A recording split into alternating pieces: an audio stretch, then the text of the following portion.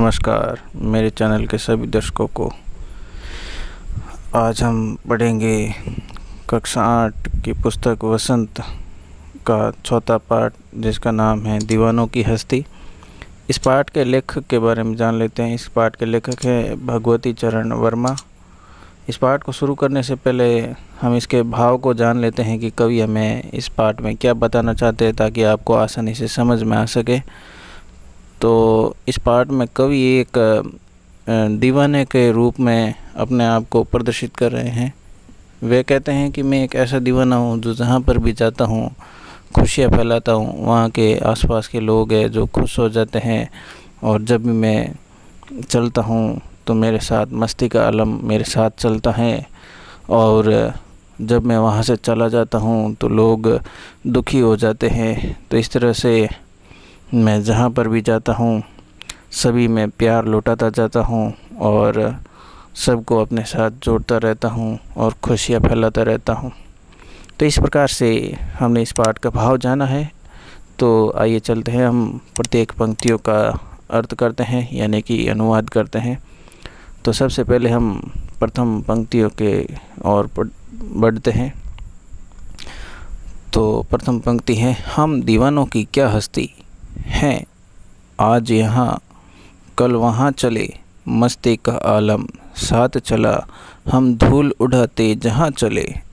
कवि कहता है कि हम जैसे दीवाने जो कि चलते रहते हैं और लोगों में खुशी बांटते रहते हैं, तो वो कहते हैं हम जैसे दीवानों की क्या हस्ती।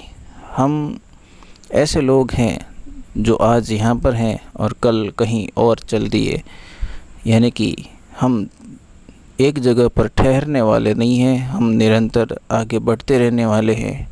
मस्ती का आलम है जो हमारे साथ चलता है, और हम जहाँ पर भी चलते हैं धूल उड़ाते हुए चलते हैं, यानी कि सब और अपनी खुशियाँ फैलाते हुए चलते हैं। मस्ती का आलम सब और फैला देते हैं। आगे कहा है, आई बनकर उल्लास अभी, आंसू बनकर बह चले अभी, सब कहते ही रह गए, अरे तुम कैसे आए कहाँ चले। यानी कि हम ऐसे दीवाने हैं जो उल्लास का अर्थ होता है खुशी, उमंग। हम उमंग बनकर आए थे अभी अभी, यानी कि लोग कहते हैं तुम तो अभी हमारे पास खुशी बनकर आए थे, और जब तुम यहाँ से चल दिए तो हम सब लोगों की आंखों में आंसू आ गए, क्योंकि जब तक तुम हमारे पास रहे, जब तक तुम मेरे पास रहे, तब तक हम मस्ती में उल्लास में डूबे रहे। अब तुम जब जा रहे हो तो तुम्हारी कमी के कारण हमारी आंखों से आंसू आ रहे। तुम कैसे यहाँ आए और अब कहाँ चले जा रहे हो, तुम यहीं रह जाओ। यानी कि ये सब लोग ऐसा ही चाहते हैं कि हम उनके पास रह जाएं, परंतु हमें तो निरंतर आगे बढ़ना है, इसलिए हम आगे बढ़ते जा रहे हैं। आगे कवि कहता है, किस और चले यह मत पूछो, चलना है बस इसलिए चले, जग से उसका कुछ लिए चले, जग को कुछ अपना दिए चले। तो कवि कहता है कि हम जिस और भी चले ये हमसे मत पूछो, यानी कि तुम लोग हमें ये मत पूछो कि हम किस और जा रहे हैं, हमारी दिशा कौन सी है, हमारा लक्ष्य क्या है, ये तुम हमसे मत पूछो, क्योंकि हमारा लक्ष्य एक ही है, बस चलते जाना। हम इसीलिए चले जा रहे हैं, और हम जहाँ पर भी जा रहे हैं उस जगह से कुछ न कुछ ज्ञान हम लेकर ही आगे बढ़ रहे हैं, और उस जगह से जो भी ज्ञान हम ले रहे हैं वो हमारे अंदर समाहित हो गया है, और जहाँ पर भी हम को जा रहे हैं उस जगह पर अपना ज्ञान है जो हम देते जा रहे हैं। जो भी अपना ज्ञान था, मस्ती का आलम था, खुशियाँ थी, हम सब और फैलाते जा रहे हैं। और आगे कवि ने कहा है, दो बात कही दो बात सुनी, कुछ हंसे और फिर कुछ रोए, छक कर सुख दुख के घूंटों को हम एक भाव से पिए चले। तो कवि कहता है, जहाँ पर भी हम रुके दो बात हमने कही, दो बात कुछ उन लोगों की भी सुनी, कुछ हंसे तो कुछ गम में हम रो भी दिए, छककर, यानी कि हमने सुख और दुख दोनों तरह के भावों के घूंटों को हमने पिया है, उसका जो अनुभव है हमने प्राप्त किया है, और हम एक भाव से पिए चले, यानी कि हम भेदभाव नहीं किया।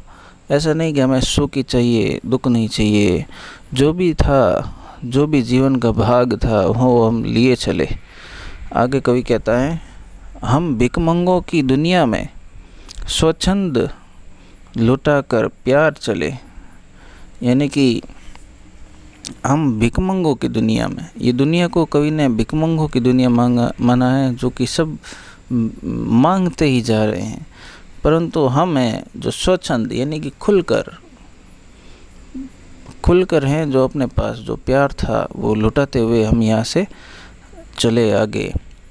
हम एक निकासी सी उर पर, उर का अर्थ है हृदय, हृदय को, मन को उर कहा है यहाँ कवि ने। हम एक निशानी सी उर पर ले असफलता का भार चले, यानी कि हम अपने हृदय पर असफलता की निशानी का भार लेकर आगे चल रहे हैं। अब अपना और पराया क्या, आबाद रहे रुकने वाले, हम स्वयं बंधे थे और स्वयं हम अपने बंधन तोड़ चले। कवि कहता है, अब अपना पराया क्या, अब हमने तो सारे संसार को ही अलग मान लिया है, अब हमारे लिए कोई चीज़ अपनी नहीं है, न ही कोई चीज़ पराई है। आबाद रहे, आबाद यानी कि बढ़ते रहें, खुश रहें वे लोग जो एक जगह पर रुकते हैं। हम तो स्वयं बंधे थे और स्वयं ही हमने अपने बंधन को तोड़ दिया, यानी कि इस संसार के माया जाल को हम तोड़कर आज़ाद हो चुके हैं। हमें रोकने की कोशिश न करो, हम नहीं रुकने वाले हैं, हम तो दीवाने हैं जो सब और चलते जा रहे हैं और आनंद और प्यार लुटाते जा रहे हैं। इस तरह से कवि ने इस पाठ को बताया है और इस हम लोगों से कहा है कि संसार में कभी रुको मत, यानी कि किसी एक चीज़ को सोचकर वहाँ पर रुको मत। जीवन में अनेक घटनाएं होती रहती हैं, बढ़ते चलो, सुख दुख आते रहते हैं। जीवन की हर एक परिस्थिति में जिस तरह सी परिस्थिति हो उसे सहन करना सीखो, उसके साथ रहना सीखो और दीवानों की तरह से खुश रहना सीखो। अगर ये पाठ का अनुवाद आपको पसंद आया है तो प्लीज़ वीडियो को लाइक कर दें, और अगर और भी ऐसे वीडियो देखना चाहते हैं जो कि आपकी पुस्तकों से संबंधित हो तो चैनल को सब्सक्राइब करें और घंटी वाला बटन ज़रूर दबाएं। धन्यवाद।